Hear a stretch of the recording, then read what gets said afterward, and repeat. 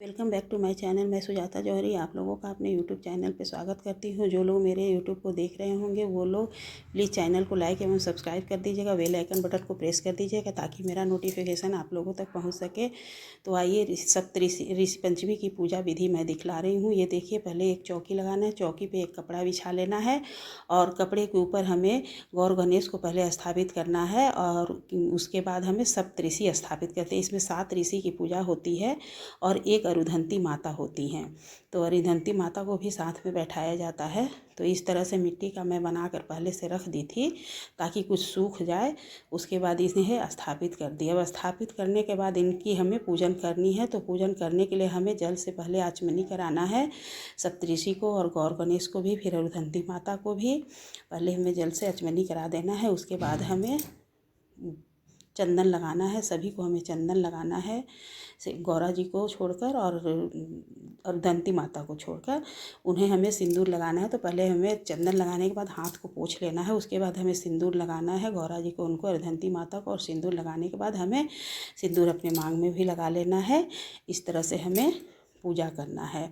यदि आप व्रत रहती हैं तो पूजा करना है, नहीं व्रत रहती हैं तो पूजा नहीं करना है। कहीं पूजा होता है तो आप जाकर बैठ के देख सकती हैं। फिर हमें फूल चढ़ा देना है, अक्षत चढ़ाना है। और पूजा करने से पहले मैं पहले बताना भूल गई, पूजा करने से पहले हमें अपने आप को 3 बार आचमनी करके शुद्ध कर लेना है और हाथ में अक्षत फूल लेकर सब भगवान को आमंत्रित कर लेना है कि हे भगवान, आप हमारे पूजा में उपस्थित होइए और हमारे पूजा को स्वीकार करिए। उसके बाद अब हमें ये फूल चढ़ा देना है। चंदन अक्षत चढ़ाने के बाद हमें फूल चढ़ाना है। फूल चढ़ा देने के बाद हमें फिर से अक्षत चढ़ा देना है और फिर हमें एक दीपक जलाना है।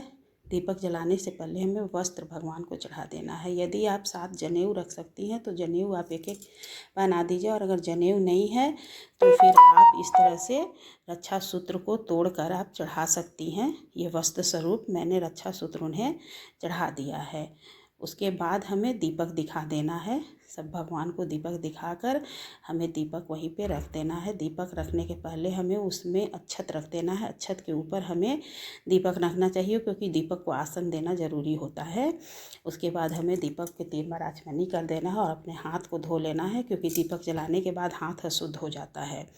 तो उसके बाद हमें कुछ दक्षिणा रख देना है और फिर हमें फल चढ़ाना है। फल स्वरूप, फल में आप जो भी फल ले सकती हैं वो फल ले लीजिएगा। इसमें कोई ज़रूरी नहीं है कि क्या होना चाहिए। आप केला, सेब, संतरा जो भी हो, जितना फल चढ़ा सकती हैं आप चढ़ाइए। फल चढ़ाइए, मीठा चढ़ाइए। तो इस तरह से हमें फल चढ़ा देना है और फिर मीठा चढ़ा देना है। मीठा में मैं लड्डू ले आई हूँ और तीज का गुझिया मैं उठा कर रख दी थी गौरा गणेश जी को चढ़ाने के लिए भी, और फिर ये ऋषि पंचमी के दिन भी पूजा करने के लिए। तो इस तरह से हम गुझिया भी चढ़ा दिए सप्तऋषि लोग को एक ठो और अर्धंती माता को भी। उसके बाद हमें हाथ में और अक्षत और फूल लेकर हमें ऋषि पंचमी की कथा को सुनना है। कथा यदि आपके पास किताब है तो आप किताब से पढ़ लीजिए, और अगर किताब नहीं है तो आप यूट्यूब पे सर्च करके कथा को पढ़ सकते हैं।